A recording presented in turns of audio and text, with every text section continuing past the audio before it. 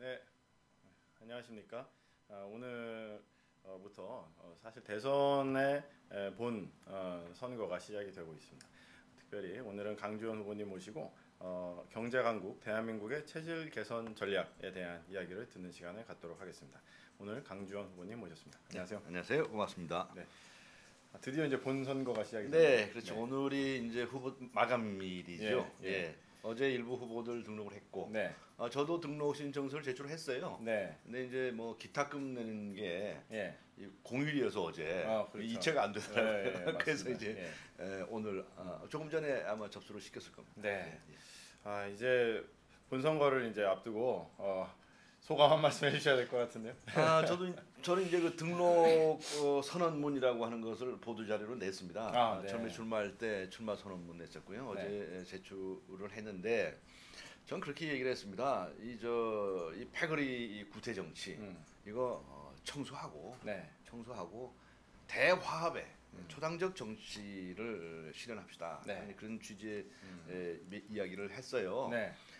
이번 선거는 다른 선거 때하고 특별히 다르다. 물론 이제 매번 선거 때마다 중요하지 않은 선거가 있겠습니까? 그렇죠. 일국의 심부름꾼을 이제 뽑는 선거이기 때문에 중요하긴 한데 금년은 좀 특별한 의미가 있다 저는 그렇게 생각을 했습니다.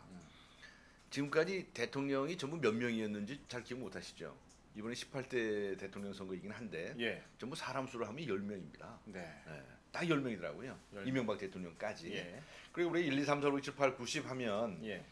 10에서 끝나잖아요. 예. 그러니까 다시 1로 시작하잖아요. 예. 그러니까 십진법이라고 그렇죠. 하죠. 예. 그래서 이제 십진법으로 하면 이제 11명째 대통령을 대통령. 뽑는 거 아니겠습니까? 어떻게 보면 새로운 출발의 네. 계기가 되겠네요. 맞습니다. 그래서 지금 우리는 그동안에 이 10명의 대통령을 모시면서 사실은 얼마나 좀 기적적인 일들이 많이 있었으면 그렇죠.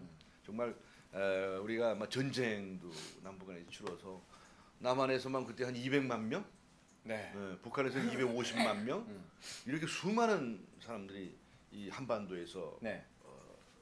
정말 생명을 잃었고. 생명을 잃은 안타까운 일들이 네. 있었고 그 후에 가난, 독재, 또 민주화 투쟁 이런 것을 거치면서 정말 우리 국민들이 한시도 네. 마음이 편할 날이 없었지 않습니까? 예. 네, 그렇게 표현하는 게 좋을 것 같아요. 정말 그 한 40년대, 30년대 태어나신 어르신들 말씀을 들어보면 네. 정말 파란만장한 파란만장. 네. 개인들의 삶이 다 그냥 드라마 같더라고요. 네. 파란만장이라는 말씀이 딱 어울리는 것 같아요. 네. 근데 그런 과정에서 우리는 또 경제 한강의 기적이라는 걸 이루지 않았습니까? 예. 또 민주화의 기적도 이루었죠. 네. 그러니까 이런 역사는 또 세계 역사에 유례가 없어요. 이 짧은 시간에 네. 그렇게 갈등과 대립 속에서 해냈다고 하는 것이. 네. 근데 지금 남은 과제는 뭐냐? 너무나 싸움박질하고 갈등 대립하고 이런 거이기 때문에 네. 이제 이거 좀 딱 청산하고 네. 새로운 나라를 건설해 나가는 그런 마음으로 예. 시작을 해야 할 11명째 대통령이 아닐까라고 네. 해서 이번에 우리 국민들께서 정말 우리가 모두 각성을 해서 네. 좀 새로운 출발을 하자. 네. 이런 의미가 있다 이렇게 저는 읽었습니다. 네. 그래서 저는 이제 우리 이 정치판에 패거리, 구태 정치 네. 이거 싹 청소하고 네. 청소하려면 그 빗자루가 있어야죠. 빗자루 싹 쓸고 그렇게 하고 예. 그 다음에 과제가 뭐냐? 화합이다. 음. 대화합의 이런 그 초당적인 그런 정치를 했으면 좋겠습니다. 네. 라고 이렇게 소감을 발표했죠. 예. 정말 그 의미가 상당히 좋은 그러한 말씀이시고요.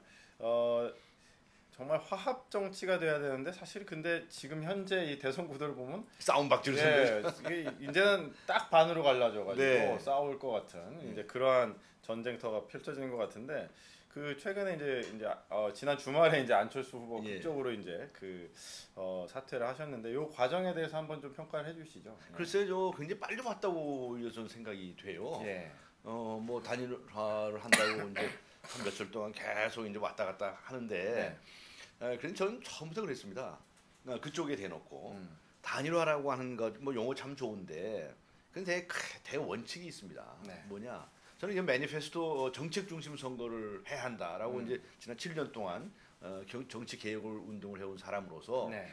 무슨 이 후보가 출연을 했다가 사라지는 수도 있습니다. 근데 우리는 이게 단일화라고 하는 것이 역대 선거에서 있어 왔거든요. 그렇죠. 앞에 네. 뭐 노무현, 정몽준, 그 네. 앞에 DJP 뭐 네. 이렇게 해서 아주 정치 공학적인 그런 음. 단일화들이 있어왔단 말이죠. 그러니까 그게 습관이 돼서 버릇이 돼서 네. 또 적당해서 눈앞에 보이는 꿀단지가 생각나면 또 그냥 붙었다가 네. 또 헤어져요. 예. 또 금방 깨져요. 이런 좋지 못한 선례들을 많이 남겼는데 그래서 이제 저는 그런 우려에서 네. 저는 경고를 했죠. 단일화라고 하는 거 아무렇게 하는 거 아닙니다. 매니페스토 정책 중심 선거에 입각해서 하세요. 네. 이렇게 요구를 했었죠. 음. 그러니까 그건 뭐냐면 우리가 정당 정치를 할 때 정당이라는 것은 어떤 겁니까? 뜻이 같은 사람들끼리, 네. 성향이 같은 사람들끼리 모여서 함께 정당을 하자. 네. 이런 거거든요. 그렇죠. 모든 점에 있어서 생각이 같을 수는 없죠. 사람이 다른데 어떻게 같을 수가 있습니까? 네. 그러나 크게 예를 들어서 뭐 진보라든가 음. 보수라든가 또는 뭐 여러 가지 이제 형태의 네. 비전과 철학과 뭐 이런 것들도 맞아야 그렇죠. 되고요. 뭐 극우파도 있을 수 있고 예. 극좌파도 있을 수 있고 예. 이제 이런 생각을 같이 하는 사람들끼리 모이는 것이기 때문에 단일화라고 하는 것도 음. 그런 원리에 입각해서 네. 생각과 비전과 철학이 같은 사람들끼리 만나는 것이 단일화인 것이지 그렇죠. 그렇지 않은 건 완전히 야합이다. 음. 그래서 저는 처음부터 경고를 했어요.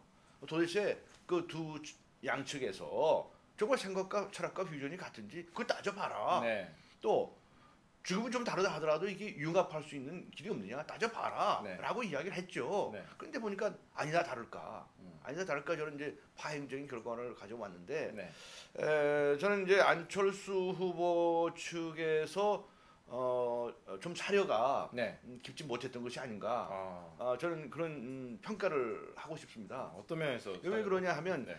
이 안철수 후보가 저와 같이 이 무소속 후보로 등장을 예. 했거든요. 예. 그럼 그때 막 새 정치를 하겠다 이렇게 얘기했단 말이죠. 그럼 그 새 정치라는 게 뭐냐? 자기가 무소속으로 하겠다고 한다면 끝까지 무소속으로 하든가. 네. 또 무슨 그쪽하고 단일화하는 과정에서도 무소속이었던 그 이 정체성 네. 그리고 그런 철학 이런 것들을 부각을 시켰어야 되는데 네. 그런 얘기는 다 제껴놓고 무슨 이제 다른 이제 협상을 하다가 그러니까 속이 상했겠죠. 그렇죠. 저는 심정적으로 이해를 해요. 네. 본인의 뜻이 무소속으로 정말 초당파로 등장을 했다가 그것이 현실 정당 이 조직의 네. 함정에 빠졌다 이렇게 생각할 수도 있겠죠. 그렇죠. 그래서 네. 이제 심정적으로는 안타깝게 생각을 하지만 네. 처음부터 어떤 철학과 비전을 가지고 했었으면 네. 얼마나 좋을까 하는 그런 안타까움이 있습니다. 결국은 이제 좋은 취지로 그렇게 대선에 출마를 했는데 결과적으로는 이 정치공학의 파도에 휩쓸려 버리지 않았나 그런 네, 생각이 그렇죠. 좀 드네요. 네. 정말 우리 정치판에서 정말 경계해야 할 것이 이 정치적 장난질, 이 정치공학이거든요. 네. 사람들이 맨날 이합집산하고 어느 쪽에 가서 뭘 하면 표가 더 생길 거고 반대편에 가서 뭐 하면 어쩔 거고 맨날 이런 생각만 하는 거예요.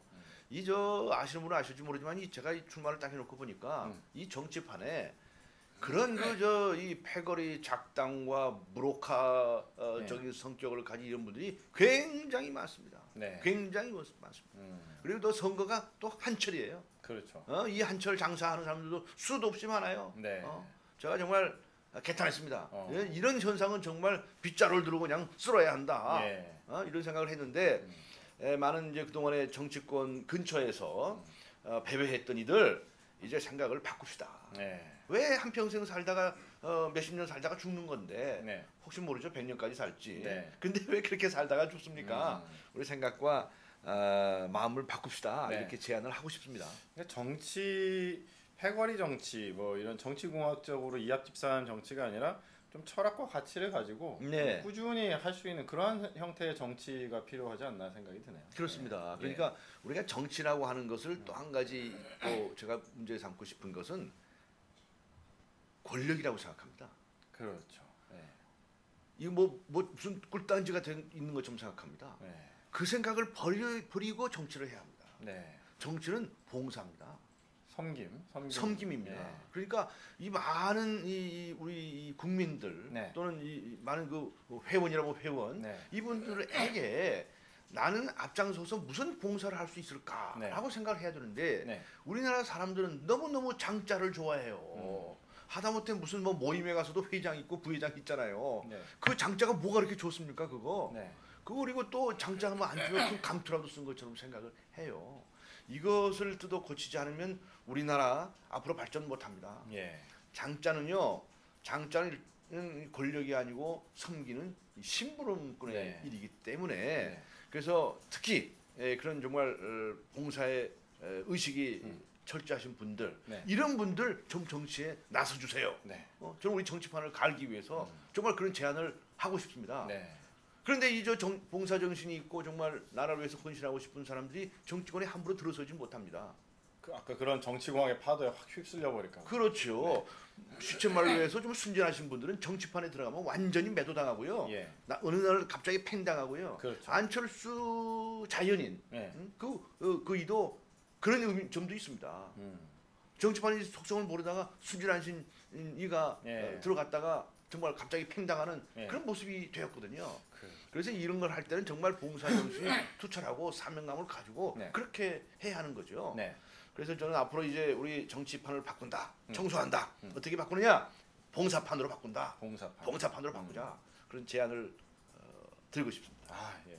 정말 좀 이번 계기가 정치 쇄신의 어떤 원년이 되는 네, 그런 정말 선거가 그랬으면 됐으면 좋겠습니다. 예. 예.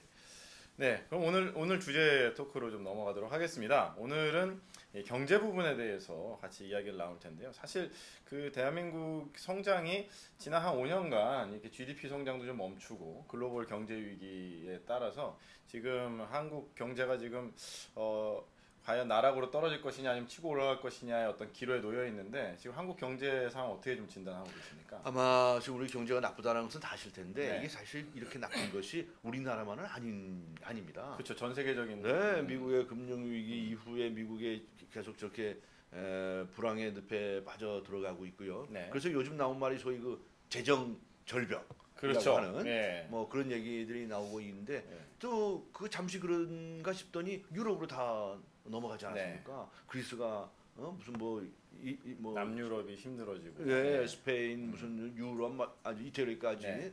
저런 상태가 벌어진 것에 대해서 우리 좀 심각하게 생각해야 된다고 저는 봅니다. 네. 그 남의 나라 일이 절대로 아닙니다. 우리나라도 그런 위기가 언제든지 찾아올 수 있는. 네, 그 왜 그러냐? 우리나라가 다시 정확하게 말씀드리면 수출 주도형 국가이기 때문에 더더욱 그렇습니다.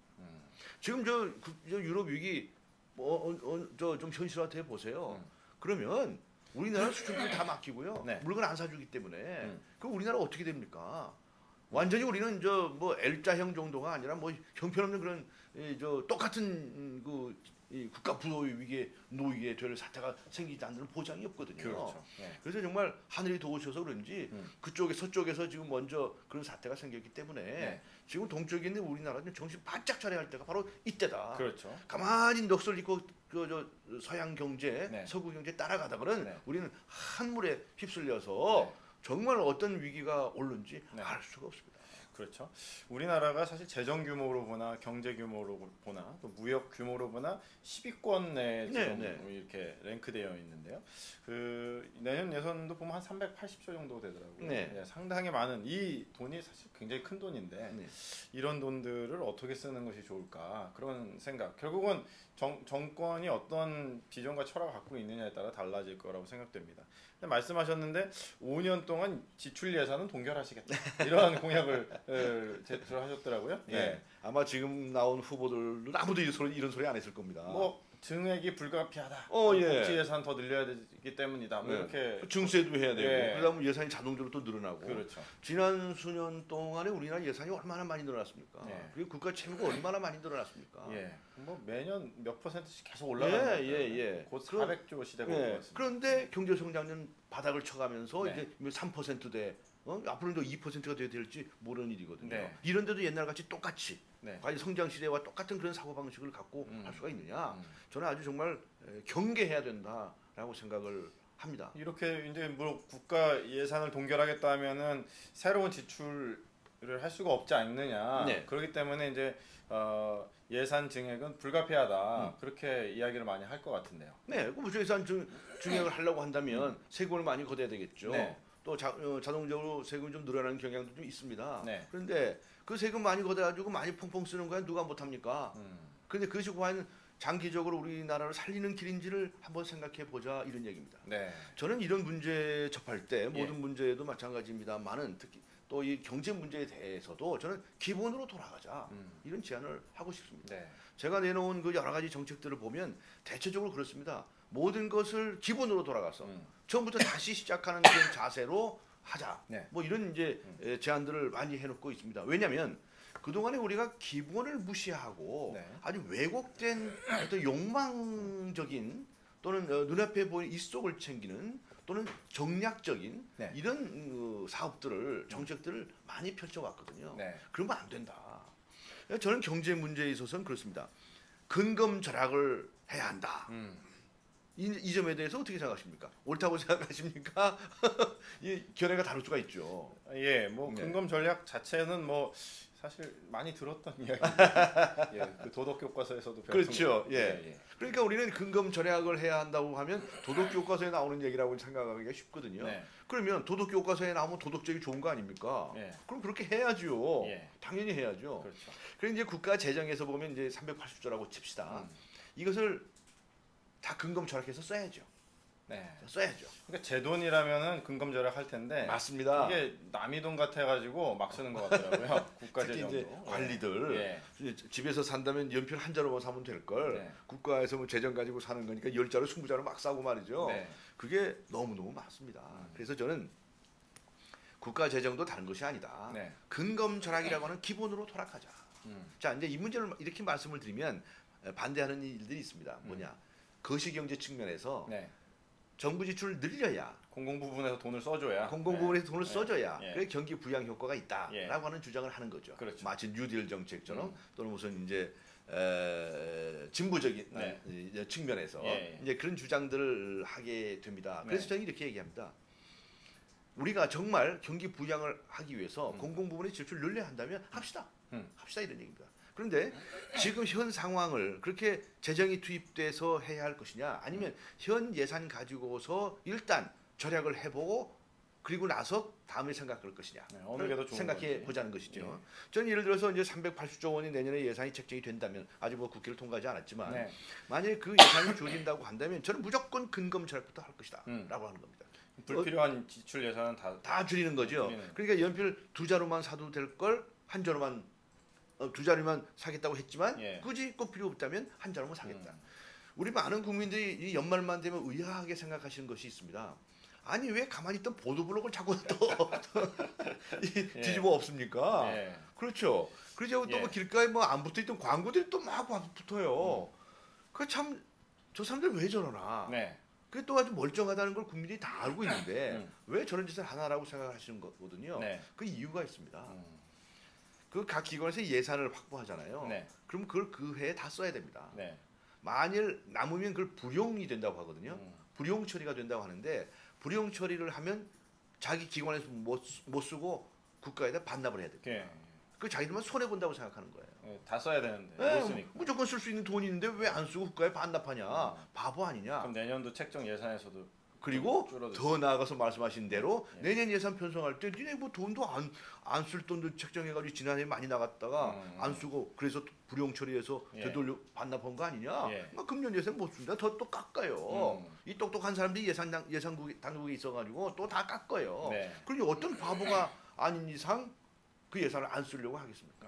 쓸 수 있으면 다 쓰고. 예. 무조건 써보자고 하는 네. 것이죠. 그래서 저는 어떤 원칙을 갖느냐면 정말 예산이 책정됐다 하더라도 정말 꼭 써야 할 때가 아니거나 네. 아니면 절약할 수 있는 것은 정말 내 살림처럼 근검 절약을 해라 네. 라고 모든 공무원들에게 주문할 겁니다. 오히려 예산을 안 쓰고 절약하면 상 줘야 되는 거 아닌가요? 상 줘야죠. 예, 그렇죠. 돈을 적게 상 줘야 되는데 예. 절대로 그런 상 받을 생각을 안 하는 거죠. 돈 쓰는 재미가 있으니까. 자기 돈 아니니까. 예. 예. 그리고 네. 그렇게 돈이 남지 않습니까? 네. 이제 근검 절약해서 뭐 10%가 남았다고 칩시다. 저는 그 돈을 어디다 쓰느냐? 방금 말씀하신 대로 경기 부양을 위해서 필요하거나 여러 가지 이제 공공 재정 지출이 네. 이 효과를 내는 부분이 있거든요. 그러니까 다른 항목을 네. 다른 분야에 예. 그런 부분을 개척해서 네. 지출하라 이겁니다. 기존에 쓰던 예산들을 좀 절감을 하고 줄이면서 예. 예를 들어 중소기업을 돕는다든가 예. 서민들을 예. 돕는다든가 복지 예산 쪽에 쓴다든가 이렇게 할 수 있지 않느냐는 겁니다. 그렇게 되는 게 사실 이상적인 네, 그러니까 예. 내가 좀 써야 할 돈을 근검절약하되 돈을 남겨서 그냥 안 쓰는 게 아니라 예. 안 쓰는 게 아니라 미처 예산 책정할 때 네. 예상하지 못했던거나 그때 아쉬웠거나 그런 게 있었지 않겠습니까? 그런 문제 써라는 겁니다. 자연스러운 구조조정을 유도하시겠다. 네. 예. 그런데 이제 공무원들은 그렇게 안 합니다. 왜냐하면 앞에 말씀드린 대로 네. 당해년도에 그 저 돈이 남잖아요. 네. 그러면 이제 불용 처리한다고 해서 음. 반납을 해버리거든요. 네. 또 다음 예산에 다음 연도 예산에 여지없이 깎입니다. 삭감되니까. 그렇죠. 그래서 예. 저는 그걸 허용을 하겠다. 허용하겠다. 그래서 예산 절감을 하면 다음 하면? 연도에 절반을 하면 당해 연도 다른 용도로도 쓸 수 있게 해주겠다. 예. 그걸 전용이라고 하거든요. 전용. 예. 그 전용도 할 수 있게 해주겠다. 해주고 그리고 예. 더 나아가서 표창도 하겠다. 표창 아낀 유 선생님 절감을- 말씀하신 예. 대로 표창해주겠다. 예. 그리고 다음 연도 예산을 절대로 못 갖게 하겠다. 이렇게 해주는 겁니다. 아 그러면 우리 공무원들이 너도 나도 솔선수범해서 근검절약 하려고 할 것이고 예. 그리고 남는 돈을 또 다른 유익한 곳에 사용을 하게 하는 거죠. 그러니까 근검절약을 하되 소비의 범위를 더 넓혀서 네. 우리가 써야 할 돈을 쓰게 한다는 것입니다. 네. 그러면 이제 당초에 계획했던 뭐 경기에 미치는 영향이라든가 네. 그 목적도 달성하면서 네. 또 그 혜택을 보는 이들이 늘어나는 거죠. 네. 이런 이제 여러 가지 효과를 얻을 수 있는데 이거 정말 이제 이 하늘이 정하셔서 네. 제가 만약 당선된다면 예. 아주 이 예산 절감부터 철저하게 하자라고 할 것이고요. 네. 생각해 보십시오. 만일에 국가 기관에서 그렇게 하면 공기업들 다 따라옵니다. 공기업들을 보세요. 뭐 적자인데도 불구하고 뭐 스톡 옵션은 막 가져가고 말이죠. 네. 뭐 상여급 잔치를 하고 네, 그러더라고요. 임직원들 지금 보수가 지금 얼마나 많습니까? 대한민국에서 그 정도로 월급 많이 받는 사람들이 몇 사람이나 된다고 생각하십니까? 그것도 공공기업인데 그렇습니다. 다 솔선수범하세요. 네. 저는 그렇게 주문할 수 있는 네. 여백이 생기지 않을까 그렇게 기대를 합니다. 네.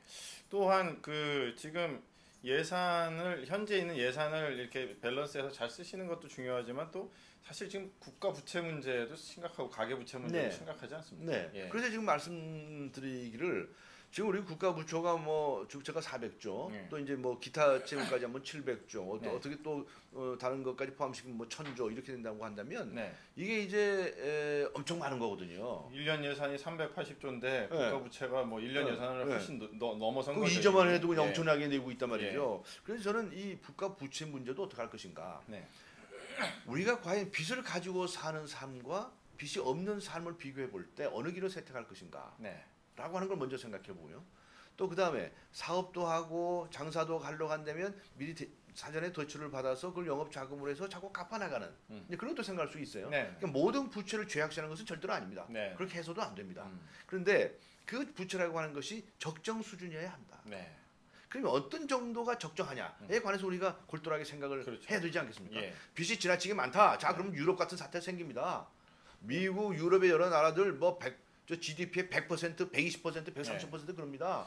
이자로 나가는 돈이 막대 하더라고요. 엄청나고 그리고 예. 그래서 그리스 같은 사태가 생기고 그러는 거 아닙니까? 예. 딴 데서 아껴봤자 막 이자로 나가는 거 네. 못하니까. 그러니까 예. 이 유럽 재정 위기 때 EU 정상들이 쫙 모였어요. 뭐 그리스 예를 들면 이제 그리스가 망하면 다른 나라 연쇄적으로 영향을 받으니까 그렇죠. 미치겠는 거예요 이 나라들도. 그래서 뭔가 같이 해보겠다. 이제 자꾸 그렇게 모이고 이제 아무래도 재정이 튼튼한 독일이 발언권이 좀 세고 뭐 자꾸 이제 그런 현상을 우리가 보지 않았습니까? 그렇죠. 예. 우리가 그리스 같은 사태를 당하지 않는다는 보장이 없습니다. 그리고 그리스라는 나라하고 독일이라는 나라를 비교해 보세요. 네. 어떤 걸 선택하겠습니까? 독일 그동안에 모델이 당연하죠, 좋다. 당연하죠. 우리 저 그동안에 이 저 정권 잡은 사람들이 국민들 선심 쓰느라고 말이죠, 막 하고 말이죠. 자기 하고 싶은 공사 골라가지고 막 해버리고 말이죠. 네. 그거 다 빚덩어리예요, 빚덩어리. 보니까 예? 이제 정부 부채 규모는 뭐 미국이나 이런 데보다 낮다고 하지만 사실 공사 뭐 이런 데까지 공기업 부채까지 다 포함시키면 상당히 되죠. 수라고 상당히 하더라고요. 되죠. 예. 그러니까 지금 400조로 했을 때 한 네. 30-40% 되는 거니까 예. 700조로 하면 그건 8-90% 예. 되는 것이고요. 그렇죠. 또 기타 부채까지 하면 1000조가 되면 GDP가 거의 100%라는 얘기가 돼요. 그러니까 상당히 좀 위험한 그러니까 상황이라고 볼수 지금 이 장난이 아닙니다. 네. 정부 통계에서 국가 자체가 진 것이 400조라고 하는 것이지 네. 다른 채무까지 합하해 보면 말이죠. 네. 그거 장난이 아닙니다. 최근에 보니까 이 현 정부 들어서 수자원공사가 부채가 한 300% 늘어났다고 하던데요. 수자원공사가 이제 4대강 사업 때문에 그랬다고 하는 것인데 그래서 저는 네.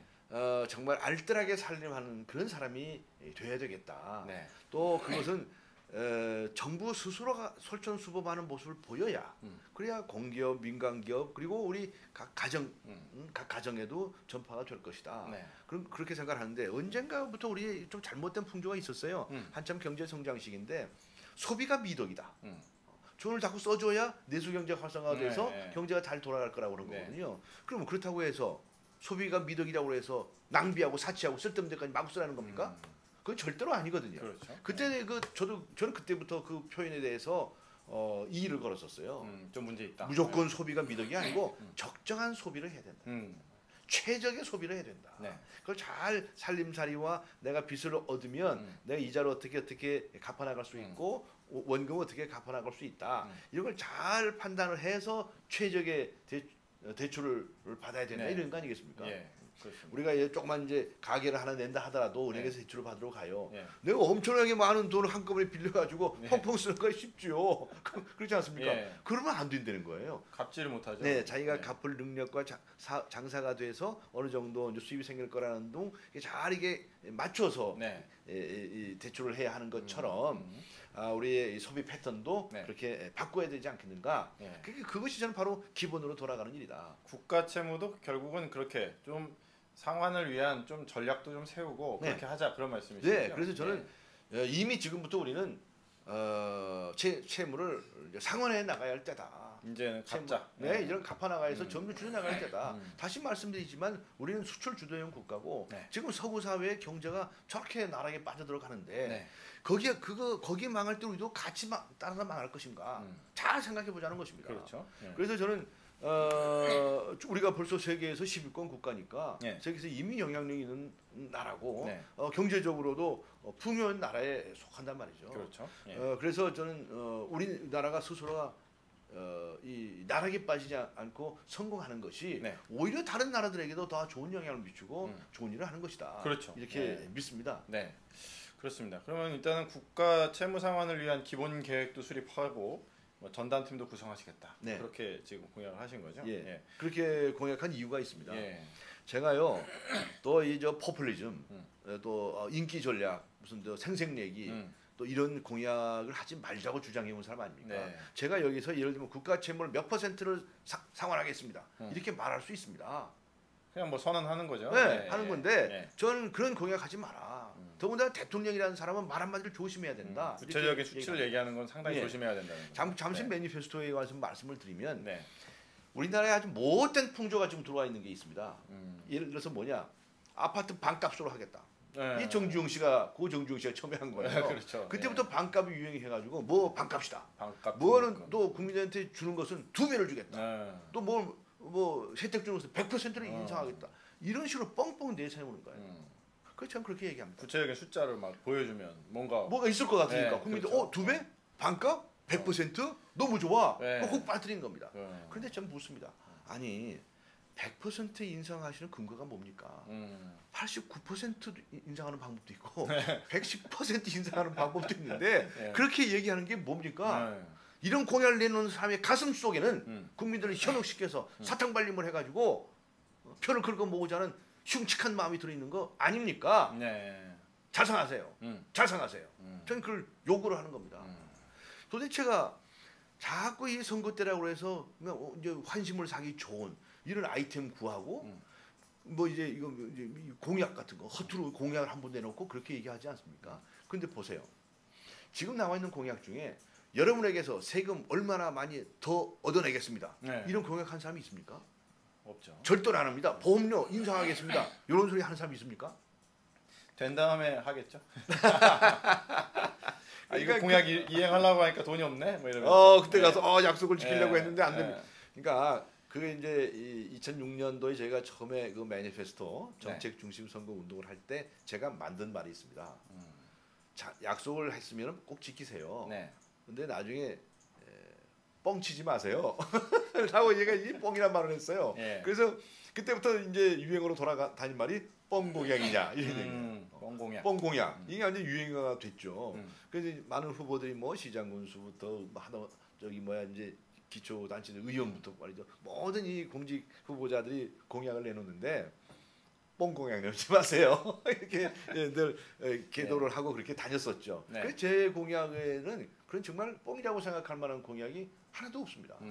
오히려 무슨 철학과 비전이라고 할까 방향이라고 할까 이제 이런 거를 저는 제시를 했거든요. 정치권에서 선언한다고 되는 게 아니라 결국은 또 이 정부랑 이렇게 관료들이랑 이렇게 협의를 해서 구체적인 데이터는 나와야 되는 그렇죠. 거죠. 예. 그러니까 앞에 뭐 100%다, 2배다, 뭐 100만 원이다, 막 이렇게 얘기를 하는 것은 예.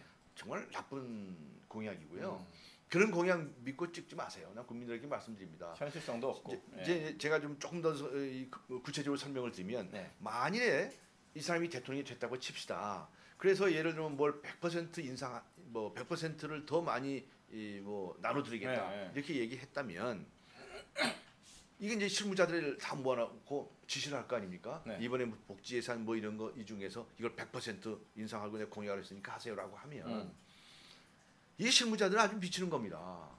어쨌든 짜집게 해가지고. 왜냐면 이렇게 잘 이렇게 계산해 보면 네. 89%가 될 수도 있어요. 최적이. 예, 그때 112%가 될 수도 있어요. 어. 근데 대통령이라는 사람이 100%라고 얘기해 버린 거예요. 그럼 거기 꽤 맞추는 겁니다. 네. 다 모든 이 통계가 다 조작되기 시작하는 거예요.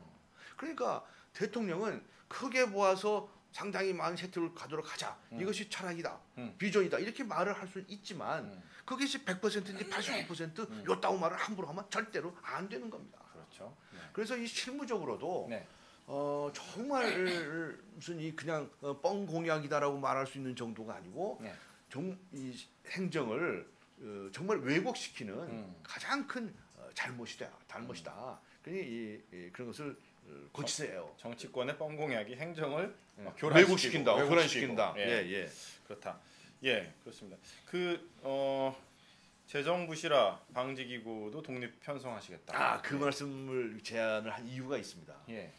국가에서 예산 편성할 때 보면 예산국이라는 게 있어요. 네. 예산 이제 기획재정부에서 예산 예. 당국이 있는데 예. 이 사람들은 각 부처에서 오는 것도 다 이렇게 심사를 해요. 예. 그럼 전체 규모를 정하고 금년에 국가 부채를 얼마나 상환할까, 예. 아니면 빚을 더 얻어서 쓸까, 뭐 이런 것들을 이제 규모를 짜지 않겠습니까? 네. 그런데 이 정치하는 쪽에서 뭐 예를 들면 그 당시 어떤 집권층이라든가 여당이라든가 이런 쪽에서 약간 압력이 들어오는 거예요. 무슨 사업을 약속해서 해라라고 하면 정말 필요하지도 않은 사업인데 막 돈을 쓰기 시작해요. 예. 그러려고 한다면 빚을 더 내야 되겠죠. 그렇죠.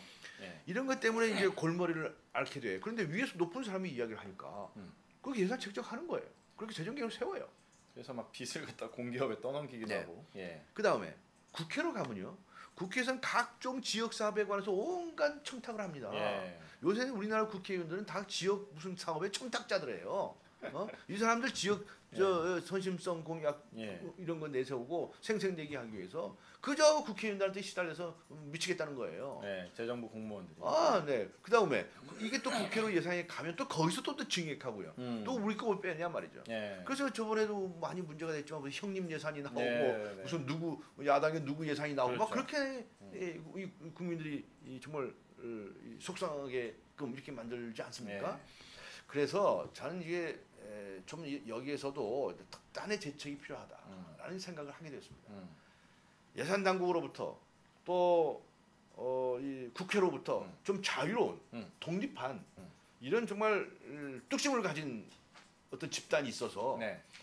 야 그거 안 돼. 예산 이번에 더 늘리면 안 돼. 예. 채무 상환해야 돼. 예. 지금 빚잔치 할 거야. 이런 과감한 얘기를 해줄 수 있는 이들. 예. 국회에 대해서도 한마디 하고 정부에 대해서도 한마디 네. 하는 이런 이 독립적인 팀들이 있었으면 좋겠다. 그것이 민간 기구에도 좋고 네. 정부 기구에도 좋고 네. 이런 기구를 딱 하나 이제 말하자면 이제 이 보초 같은 네. 기관이죠. 재정 지킴이. 지킴. 그 말 써도 되겠습니까? 예. 우리 유 선생님 용어를 좀 차용을 해서 예. 재정 지킴이를 예. 딱 하나 예. 딱 한 집단을 이렇게 두면 네. 이분들은 자나깨나 그 문제를 생각하는 거예요. 네. 지금 국가 부채 더 늘려서는 안 된다. 금년에 뭐 또 이 사업 욕심이 생겨가지고 뭐 조금 갚겠습니다. 이따 소리 하면 안 됩니다. 더 갚으세요. 네. 또 이렇게 이런 기구가 있어 준다면 예. 좀 좋지 않을까. 그러게요. 그러면 확실하게 예산을 아주 구체적이고 예. 실질적으로 절감을 할 수 있는 그런 게 시작이 되겠네요. 예. 아주 이제 경고를 하고 네. 아주 우리 국민들의 메시지를 전할 수 있을까 그런 기대를 합니다. 네. 네, 정부 재정에 대한 건전성, 예, 이거 너무 중요한 일입니다. 하지만 또 재정만 아낀다고 중요한 게 아니라 어떻게 하면 또 이 대한민국 경제를 성장시킬 것이냐, 이것도 굉장히 중요한 문제 그렇죠. 아니겠습니까? 또 본질적인 이야기 될 수 있을 건데요.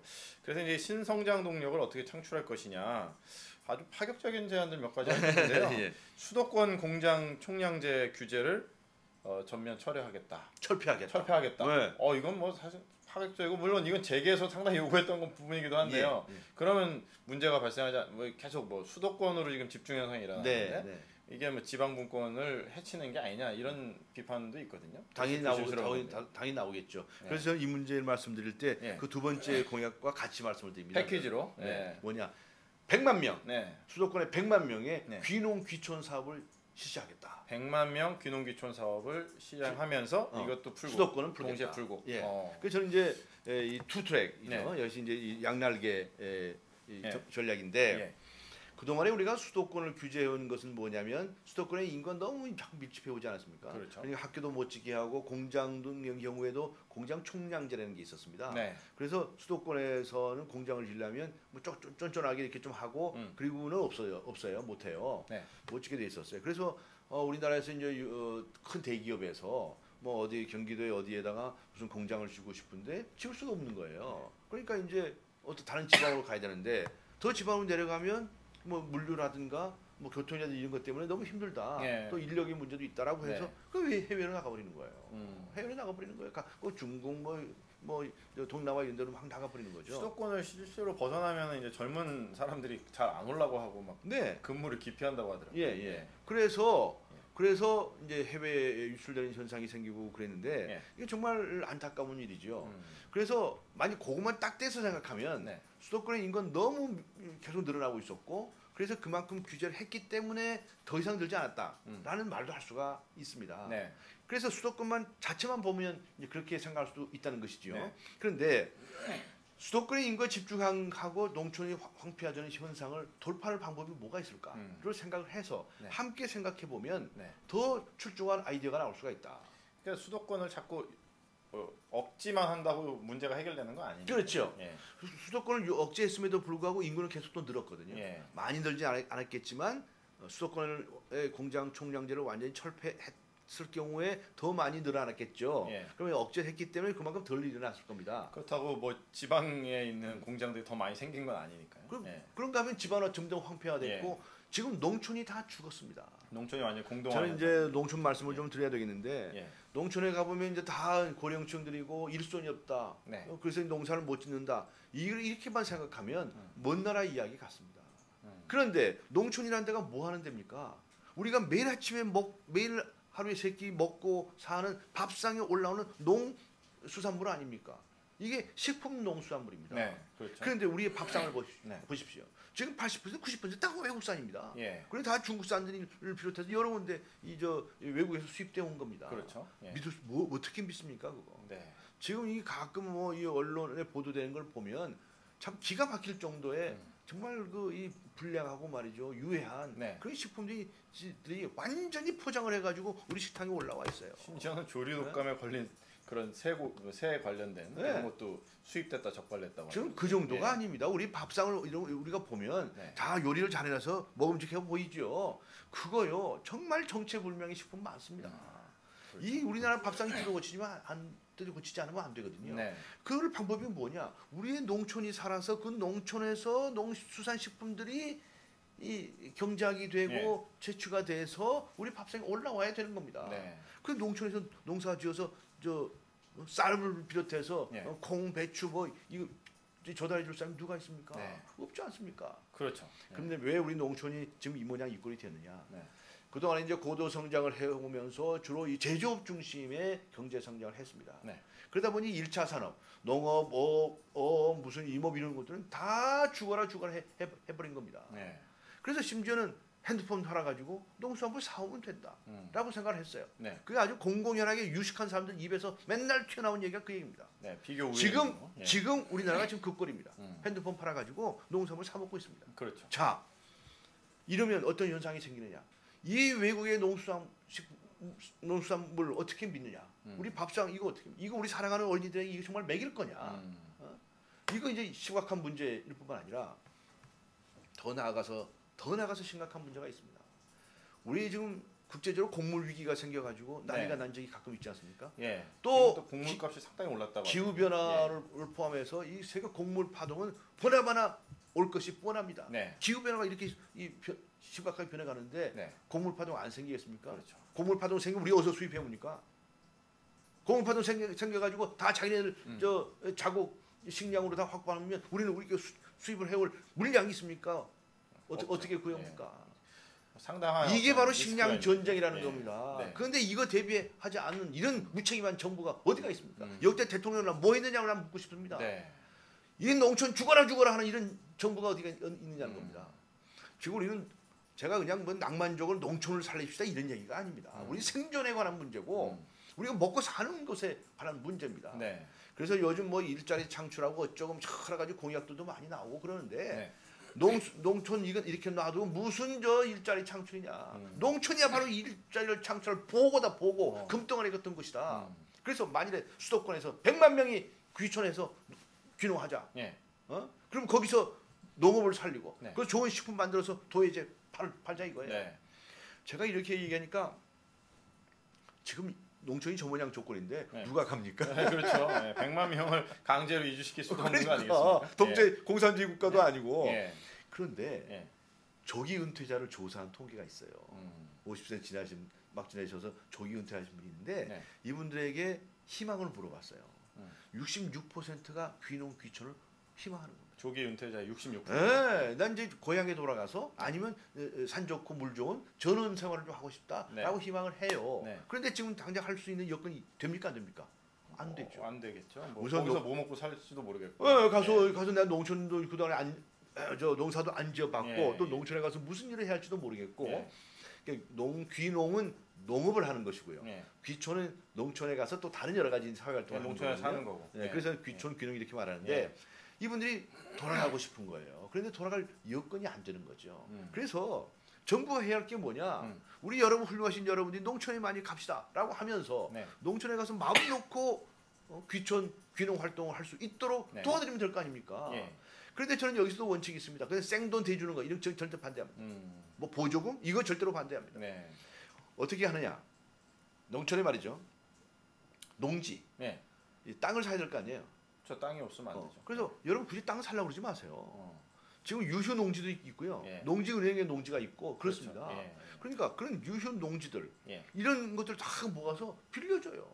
빌려줘요. 아주 염가로. 네. 그러니까 가을에 수확하면 그때 조금 내세요. 네. 이런 식으로 딱 그런 것을 아주 저렴하게. 저렴하게. 지금도 뭐 하고 있는 거 좀 조금 있죠. 하고 좀 있는 것 있죠. 같은데요. 예. 지금 그 이제 이 농지 대여 사업을 대대적으로 전면적으로 확대하고. 그렇죠. 예. 예. 그리고 집도 또 사야 되는데 이렇게 생각해요. 근데 지금 농촌에 폐가가 많습니다.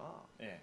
많아요. 근데 배 가서 살 수는 없죠. 그런데 예. 그것을 리모델링을 하는 거죠. 리모델링. 수세식 화장실을 놓고 예. 저 주방을 만들고 네. 이렇게 아담하게 만드는 거죠. 예. 근데 이제 여자분들이 주로 이제 많이 반대하시는데요. 불편하니까. 예. 예. 그런데 조금 이렇게 경험을 해보시면요, 음. 너무너무 좋아하시는 분들이 많아요. 음. 야 서울에 뭐 그냥 뭐 편리하긴 한데 네. 그 공해에다가 그냥 사람들 사이에 그냥 부딪혀서 하는 거, 요새 또 환경병도 많이. 또 있죠. 간섭받고 예. 또 뭐 직장에서 시달리고 하는데 이 농촌에 가서 살아보니까 간섭하는 사람도 없고 이거 만년 사장이야. 네. 예? 죽을 때까지 사장님이고 죽을 때까지 내 마음대로 해도 돼요. 사실 뭐 은퇴가 없죠. 그리고 예. 은퇴가 없는 사업이 사업. 바로 농업이에요. 예. 그렇죠. 그리고 생각해 보세요. 생활비가 얼마나 들어요? 생활비가 얼마 안 들어? 좀 밭에서 또 따서 예. 밥해 먹고 예. 뭐 차비가 많이 들어요. 뭐가 많이 들어요. 집세가 안 나가면 많이 집세도 안 나가고 절감됩니다. 왜? 그또 폐가들 다 리모델링 하고 빌려드리고 하면 그 얼마나 값이 적게 들겠습니까? 예. 그래서 이게 그다음에 요즘은요 지방에 가도요 문화시설 하는데요. 그죠? 많이 늘어나 있어요. 예. 한 가지 걱정되는 게 저는 뭐냐면 의료시설입니다. 의료. 예. 왜냐하면 이제 내가 늙어서 죽을 때까지 그 농촌에 살 수 있을까 이렇게 생각하시는 분도 있거든요. 그때 이제 우려되는 게 뭐냐면 자식들하고 좀 가까이 있어야. 네, 네. 그래 내가 응급 사태가 생길 때 병원에도 빨리 가고 이런 그렇죠. 거거든요. 예. 지금 농촌에 보면요, 독거로 혼자 사시는 분들도 많이 있고, 그렇죠. 그래서 사망을 하셔도 며칠 동안 발견되지 않으신 분들도 있어요. 그거 많다고 하죠. 자신은 다 딴 도에 지나가 있고 그렇죠. 그렇잖아요. 또 매일 안부 전화 드리는 것도 아니고. 그렇지. 예. 또 매일 한 번 전화도 전화 안 받으신다고 해서 그냥 바로 어떻게 또 비상 사태가 생기는 것도 아니고. 그렇죠. 또 먼 일 있으신가 보다. 그래서 예. 제일 심각하게 생각하는 것이 의료 시설입니다. 지금 이 KTX 가지고 지방의 유력 도시에서는 조금만 좀 여유 있는 분들은 KTX 타고 쭉 올라오고 제가 서울 유명병원에 가신대요. 네, 지방 병원이 굉장히 어렵다고. 예. 그런데 저는 그 점에 대해서도 생각만 바꾸면 얼마든지 기 있다고 생각해요. 왜냐하면 의사분들 중에 아주 유명한 세계적인 의사분들도 내가 이제는 농촌 가서 살고 싶다는 분이 있을 거예요. 예. 그럼 그분들이 거기에 그 병원에 예. 큰 종합병원 같은 걸 예. 아주 크게 육성을 합니다. 그렇게 해서 그 병원에서 일하시게 하는 거예요. 연세가 좀 있으시면 뭐 파트타임으로 해도 되고. 네. 이제 이런 이 지적 자원을 활용하는 방안까지 생각하면 네. 지방의 병원들을 육성할 수 있다. 그러니까 귀농 귀촌에 대한 전반적인 그것은 결국 지방의 여러 가지 인프라 시설, 그렇죠. 예, 인프라 시설을 확충을 정부에서 적극적으로 해주면서 지원해주면서 네. 자연스럽게 유도한다. 그렇죠. 그런 전략이신 네. 거죠. 지금 예. 욕구가 이미 있기 때문에 예. 그 욕구를 빨아들여서 예. 하면 요새 일자리 창출 뭐 몇십만 자리 하겠습니다. 뭐 이런 얘기를 하시는데 네. 100만 명이 귀농 귀촌하지 않습니까? 네. 그러면 100만 명의 일자리가 생긴 겁니다. 네. 맞죠? 그렇죠. 거기 농촌에서 뭐 농촌이 그 다 일자리니까 예. 일자리 창출 이렇게 좋은 일자리가 어디 있습니까? 100만 명에게 일자리를 주는데 자연스럽게 초기에는 뭐 그렇게 호응 없을지라도 꾸준히 이렇게 네. 해나가면서 그 성공사 이게요. 예. 작년에 말이죠. 만 몇천 명이 이주를 했습니다. 금년에 한 2만 명, 한 3만 명까지 될 것 같아요. 그러니까 10만 명? 1년에 10만 명? 이거 조금만 노력하면 얼마든지 가능합니다. 네. 그리고 각 지방자치 시장 군수 이분들은 네. 한 명이라도 가서 주민등록증 옮겨줘야지. 그럼 그렇죠. 그 감사하죠. 이탈 인구가 자꾸 늘어가니까 국회의원 자릿수도 없어지고. 애 나면은 아주 보조금도 많이 주고 그러죠. 그런 것처럼 귀농하신 분들을 정말 정말 칙사처럼 대접을 하고 요새 그 시장 군수들 중에 자기 인구가 늘어났다는 거 엄청나게 자랑하시고 아주 그렇죠. 뿌듯하게 생각해요. 예. 거기다가 더해서 네. 그 산림 해변 네. 강변 등의 여유형 관광 산업을 육성하겠다. 이것도 결국 지방 그거 살리는 맞습니다. 정책이랑 연계된 거 그게 아니에요? 맞습니다. 예. 제가 방금 말씀드린 것은 이제 네. 귀농 귀촌에 관해서 농촌 지역에 대해서 말씀을 드렸는데 네. 우리나라에는 그 산림이 60몇 %가 됩니다. 예. 64%인가가 이 산림입니다. 네. 그러니까 우리 땅 전체 중에서 60몇 %가 산에 묻혀 있는 거예요. 네. 그 활용도 못 하는 거죠. 그렇죠. 우리나라 이제 세계적으로 이제 유명한 조림 국가거든요. 네. 2차 대전에 우리 이렇게 나무를 많이 심은 나라가 세계적으로 없어요. 예. 정말 자랑스러운데 6.25 때는 완전히 다 황폐가 됐다가 예. 벌거숭이였다. 벌거숭이 지금의 산이었다. 북한처럼. 예. 그렇죠. 그런데 정말 조림 사업이 성공했는데 뭐 수목의 종류라든가 네. 뭐 여러 가지 수종이라든가 여러 가지 얘기들도 많이 있습니다. 네. 그런데 중요한 것은 뭐냐? 그래서 산림을 그냥 앉아서 보관만 시키는 것이 능사는 아니다. 그렇다고 해서 저는 절대로 옛날처럼 무슨 이제 난개발하자는 건 반대하는 사람이거든요. 예. 그런데 스키장 만들거나 골프장. 정말 짜임새 있게 이 골짜기를 타고 올라가서 곳곳에 좋은 그런 휴양 시설들을 만들 수가 있습니다. 자연을 최대한 보존하면서. 네. 예. 지금 아시는지 모르겠습니다만 산림청에서 운영하는 네. 이 휴양림이라는 게 있어요. 휴양림들이 있습니다. 많이 예. 있습니다. 예. 그거 아주 성수기 때 되면 예약을 못 해가지고 정말 미어 터질 정도예요. 저도 뭐 예약 시도했는데 네. 다 꽉 찼다고. 못 가보셨군요. 당일 예약은 거의 안 되고. 그거 무조건 안 하루 되고. 가서 딱 주무시고 나면 네. 너무 좋습니다. 네. 왜 좋으냐? 우리가 도해지에서 하룻밤을 자면 이 공해, 이 대기, 이 매연 이런 것 때문에 잠을 자도 이 숙면이 좀 덜 되는 거예요. 이 산 속에 가서 숲 속에서 자보세요. 피톤치드. 네. 산에서 나오는 그 나무에서 나오는 이 좋은 그 기운들 예. 이런 것들로 하룻밤을 자고 나면 그렇게 상쾌할 수가 없어요. 아침에 되게 일찍 일어나세요. 요새는 또 힐링이 또 테마라서. 그렇죠. 예. 그러니까 산 속에서 정말 산책을 하고 또 사색을 하고 독서를 하고 이게 바로 힐링이죠. 내가 내 마음을 다스리고. 네. 이제 제가 아토피에 걸린 아이들을 데리고 이 산림휴양원에 가서 예. 본 적이 있어요. 예. 아이들이 이제 여러 이제 아토피 걸린 친구들 이렇게 모아가지고 이제 그런 행사가 있더라고요. 예. 이 아이들이 하룻밤 자고 아침에 그 가렵지 않다는 거예요. 하루 자고 났는데 가렵지가 않다는 거예요. 그래서 이제 2박 3일 하고 이렇게 가는데 얘들이 도의적으로 돌아가면 또 제발 가려운 거죠. 그래서 이제 우리가 정말 이 나무의 소중함, 숲의 소중함을 알아야 되는데 예. 우리는 또 활용할 수 있는 기회를 많이 늘렸으면 네. 좋겠다라고 해서 예. 저는 어떤 아이디어를 내냐면 예. 전국 이 많은 산림 곳곳에 예. 정말 아주 이 엄밀한 통제하에서 민간인들에게 국유지 같은 걸 빌려줘서 그렇게 해서 그것을 휴양림, 예. 휴양림으로 네. 그리고 거기서 이제 휴양 시설을 네. 로 활용할 수 있도록 그렇게 하자 이런 얘기입니다. 그러면 지금 이제 정부에서 하는 거 그거는 이제 산림청에서 하는 거 수요가 사실 부족하거든요. 예, 그렇죠.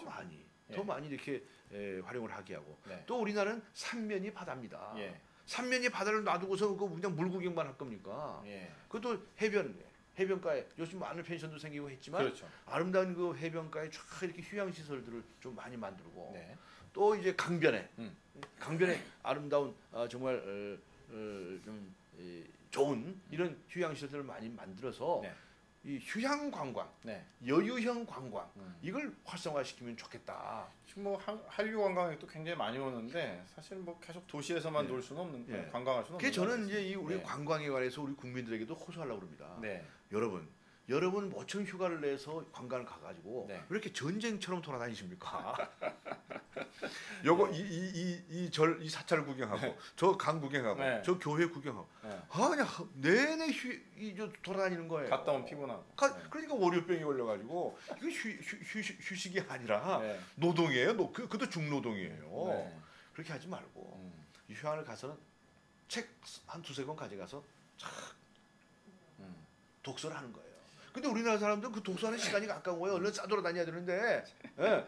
그래서 그런 거 하지 말고 또 이제 사색도 하고 또 명상도 하고 이렇게 우리의 마음을 잘 다스려서 소위 말하는 이제 이 휴식을 취하는 거죠. 이제 슬로우 라이프, 슬로우 라이프 이런 것도 체험을 하면서 그래야 이제 심신이 이제 전환될 수 있지 않을까. 그렇게 하기에 우리나라는 너무 좋다. 산이 64%지, 산면이 바다지, 강이 또 곳곳에 얼마나 많이 있느냐 이 말입니다. 이걸 우리가 잘 활용하면 거기서도 일자리들이 많이 생길 것 같아요. 그렇죠? 그 다음에 우리가 그러한 유익한 관광이 많이 늘어나면 내수 경제가 활성화되고 그렇죠. 얼마나 좋습니까? 그리고 나서 우리는 수도권의 공장 규제를 철폐하자는 겁니다. 그게 많은 인력들이 100만 명부터 또 이렇게 지방으로 가기 시작한다면 수도권 규제는 풀어도 좋다. 지방에 있는 유휴 자원들을 충분히 활용하도록 하고 그러면서 자연스럽게 집중력 있게 또 육상할 곳은 육상하고 이런 방식이라고 생각이 됩니다. 네, 그 이제 시간이 별로 안 남았는데 지금 그 IT, NTPT 뭐 이런 그 최첨단 산업을 하는 중소기업을 육성하자. 요 정책만 좀 설명해 주시죠. 요 부분에 대해서는 뭐 다른 후보들도 최첨단 이런 이제 과학 기술을 활용한 이런 데서 일자리 창출하자는 얘기는 거기도 하고 있습니다. 대기업에서 R&D가 강하니까 사실 그 뭐 중소기업은 좀 어렵지 않냐 이런 얘기. 그래서 그 R&D 말씀을 하셨는데 R&D도 우리나라의 대기업이 대부분 굉장히 많이 찾아가고 있습니다. 그러니까 대기업 중심의 지원을 한 거죠. 근데 저는 그렇게 생각합니다. 우리나라의 그 몇 대 기업 정도가 된다면 R&D 자금 독자적으로 사용하세요. 정부에서 R&D 자금을 받지 말고. 이제 대기업이 이제 그만큼 컸으면 제가 전에도 제일 중요한 경제 공약 중에 하나가 홍익 자본주의 경제입니다.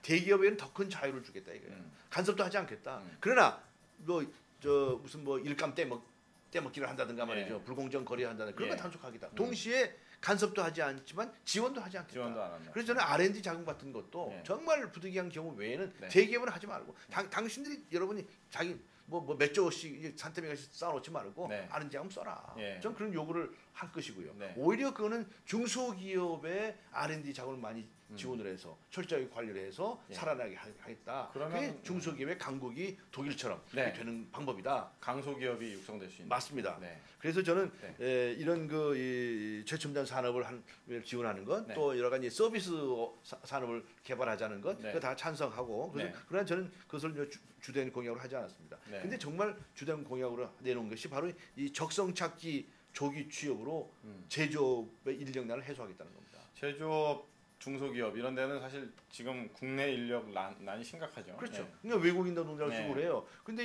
우리 젊은이들은 대학을 나와가지고 그걸 가지 않습니다. 그러다가 예. 정 안 되면 또 결국은 갑니다. 네. 그래서 저는 고등학교를 졸업하면 자기 적성에 따라서 네. 대학에 가서 학문을 연구하겠다 하는 친구 가라 이거예요. 그러나 저는 한 나라의 국정을 제가 많이 책임질 수 있다고 한다면 대학을 가지 않고 스스로 성공해야 할 친구들, 네. 저는 한 70%가 된다고 생각하는 겁니다. 네. 운동선수로 생각해서 세계적인 스타가 된다든가 네. 대학 갈 필요 없습니다. 네. 정말 절대로 없습니다. 네. 꼭 대학을 갈 필요가 있다 그러면 나중에 네. 뭐 나이 40살 돼가지고 가도 되고 예. 30살 돼도 가도 되는 겁니다. 그런 것처럼 내가 요리사가 되고 싶다라고 하면 바로 취업을 해서 예. 요리를 4년 동안 더 배우자. 네. 그 중소기업에 취직해서 예. 더 많은 경험을 쌓고 네. 그 세계적인 이 기술자가 되자. 이렇게 제안을 하고 정부에서 정말 그런 젊은이들을 지원해주고 성공을 뭐 보장까지는 아니지만 네. 적극적으로 지원해주겠다. 네. 중소기업에서 아이들 저 최저임금 또 떼먹고 말이죠. 요따오지 하면 가차없이 가만두지 않을 것이고. 예. 예? 근데 저이 100 요새 뭐 4,580원입니까? 네. 한 달에 120만 원 정도 110만 원 정도 되는 저 최저임금도 안 줘가지고 말이죠. 떼먹는 이런 사람들이 무슨 앞으로 큰일 하겠습니까? 그래서 그런 건 절대 안 된다. 네. 오히려 중소기업 사장님들이 정말 인력의 소중함을 알고 이 젊은이를 데려다가 내가 정말 좋은 기술자를 만들고 스스로 성공할 수 있는 길을 만들겠다. 네. 시간 되면 대학에 가서 공부도 하고 오게 하겠다. 네. 또 저는 이게 병역까지 면제해 주려고 그러고 면제가 아니고 연기시켜 주려고 연기. 그러거든요. 예. 왜 대학생들만 병역 연기해 주고 저 중소기업 취직해서 열심히 일하는 기술자는 병역 연기 안 시켜주니까 네. 본인이 원할 때 가게 예. 하겠다. 뭐 그런 혜택까지 만들어줘서 네. 정말 자기 적성에 따라서 일찍 취업하는 친구들 네. 이런 친구들 우리나라 정말 산업의 역군으로 융숭하게 네. 대접하고 예. 대우하고 예. 이런 이 기술 마이스터들 예. 기술 훌륭한 인재들이 많이 나오기를 그렇게 기원하고 그들 아주 적극적으로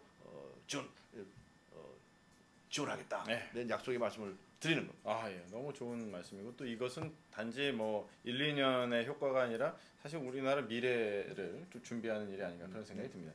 그 질문이 하나 네네. 질문이 아니라 논평 비슷한 건데요. 아, 예. 공무원이 스테파니 님께서 이렇게 뭐 말씀해 주셨는데 공무원이 잘하는 것은 예산 허투루 쓰기가 아니라 예산 안 쓰기입니다. 11달은 예산 안 쓰다가 딱 한 달 씁니다.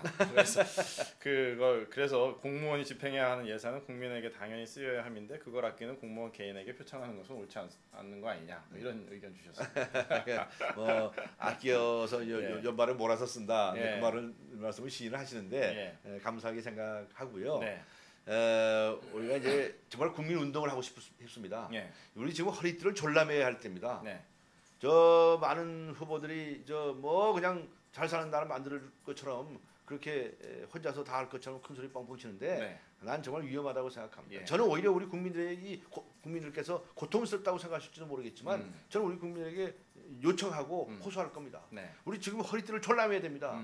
지금 세계 10위권으로는 절대로 만족할 수 없습니다. 네. 언제 국제적인 경제 위기가 올지 모릅니다. 곡물 위기가 올지 모르고 에너지 위기가 올지 모릅니다. 그렇죠. 우리는 빚을 적정하게 관리해야 합니다. 네. 그렇다고 하면 무슨 방법이 있겠습니까? 우리는 우리의 개인의 가정 살림도 펑펑 쓰고 낭비해서는 절대로 안 됩니다. 네. 그래서 근검절약하는 것처럼 네. 국가 살림도 그렇게 하자. 또 난 돈이 없어서 못 써요 하시는 분들 그분들이 오히려 훌륭하신 분들입니다. 네. 정말 돈이 없어서 생계가 어려우신 분은 국가에서 정말 복지 예산으로 다 편하게 해 드려야 되고. 그렇죠. 그런데 내가 약간의 여유가 있는데 그동안에 조금 낭비해 오셨다고 한다면 이제 좀 더 금검절약합시다. 그래서 저는 딱 한 가지 우선 말씀드릴 수 있습니다. 네. 출퇴근만 하는 자가용차 우리 끌고 나오지 맙시다. 이거 저의 그 선거, 이런 선거 공약이 네. 저의 이 선거에 있어서 표에 도움이 될지 안 될지 모르겠습니다. 네. 그러나 저는 표에 도움이 되느냐 안 되느냐 가지고 네. 공약 내놓지 않습니다. 옳은 길이라고 한다면 저는 얘기를 하는 겁니다. 그래서 오실 때도 대중교통으로 오시죠? 저는 지금도 차를 자전거 차를 팔아치운 것이 벌써 4년째가 됐거든요. 네.